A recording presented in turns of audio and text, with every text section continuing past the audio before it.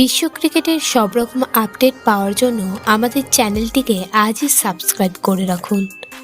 বলার মতো রান করতে পারলেন না একজন ব্যাটারও। বুধবার শুভমনদের দেখে ক্রিকেটের শিক্ষার্থীই মনে হলো। গুজরাট ব্যাটারদের রান ও বলের হিসাব দেখলে মনে হতেই পারে তারা টেস্ট ম্যাচ খেলতে এসেছিল আইপিএলে। 48 রানেই 6 উইকেট হারিয়ে চাপে পড়ে যায় প্রথম থেকেই গুজরাট। সেই চাপ সামলাতে পারেননি নিচের দিকের ব্যাটসম্যানরাও।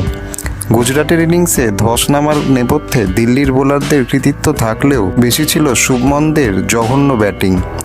ভুল শট নির্বাচন করে আউট হলেন অনেক ব্যাটসম্যান। শেষ দিকে কিছুটা লড়াই করে রশিদ খান দলকে 89 রানে টেনে নিয়ে যান। তিনি করেন 31 রান। জয়ের জন্য 90 রানের লক্ষ্য তাড়া করতে নেমেও 4 উইকেট হারাতে হয় দিল্লিকে, কিন্তু তাও 9 ওভারের মাথাতেই জিতে যায় দিল্লি ক্যাপিটালস। এটি ছিল এবছরের আইপিএলের সবচেয়ে ক্ষুদ্রতম ম্যাচ।